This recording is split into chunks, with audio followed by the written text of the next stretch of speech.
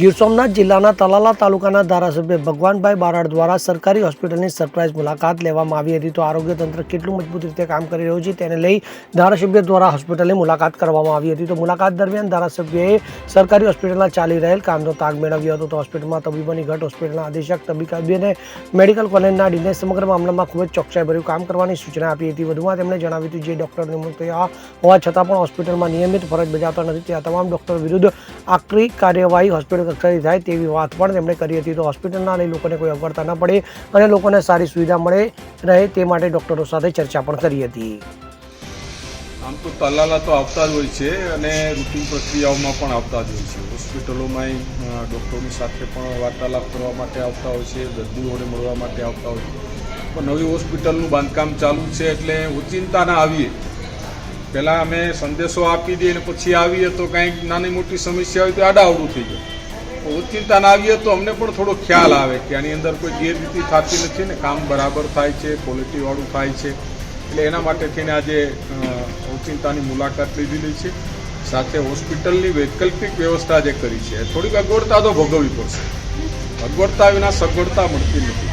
એટલે થોડાક સમયમાં જેટલું થાય એટલું ઝડપથી એ હોસ્પિટલનું કામ પૂર્ણ થાય અને નવી હોસ્પિટલ કાર્યરત થાય. એની અંદર સારી સુવિધાઓ સાથે, પછી એની અંદર કોઈ સુવિધાઓ ઘટવાની નથી આ વિસ્તારના લોકો માટે.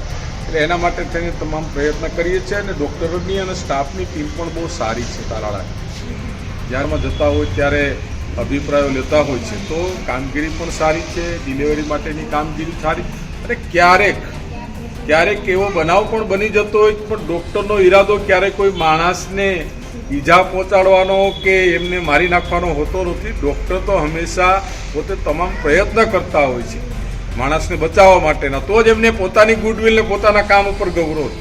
એટલે કુદરતની પ્રક્રિયાઓમાં ક્યારેક કોઈનું મોત આવ્યું હોય ને એવી બનાવ બની જાય તો એનાથી બધા સ્ટાફ કે ડૉક્ટરો ખરાબ છે એવું માનીને ક્યારેક રજાએ પણ ના આવવું જોઈએ.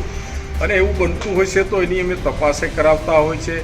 તપાસને અંતે સત્ય નીકળે તો એનું ક્યાંક કાગળ વર્ગ ઉપર એમને કંઈ ઠપકો દેવાનો થતો હોય અથવા બીજું કંઈ હોય તો એ ડિપાર્ટમેન્ટ એનું કામ કરતું હોય છે. પણ પ્રજા પ્રતિનિધિ, ડૉક્ટર આ બધું સાથે રહીને કામ કરીએ તો જ આપણે સારા પરિણામ મળી શકતા હોય છે. એટલે આપણે બધાની પાસે અપેક્ષા રાખીએ. અને આજે સરપ્રાઇઝ ખાલી મુલાકાત હતી અને મુલાકાતને અંતે જે વસ્તુ કરવા જેવી હતી એ નગરપાલિકાને પણ સૂચના આપી છે. અમારા ભાઈ દિલાભાઈ પણ અહીંયા છે, એને પણ કીધું છે. નગરપાલિકાના તાત્કાલિક સ્ટાફને મોકલીને એટલી સુવિધાઓ જે થાય તાત્કાલિક ઊભી કરવામાં આવે.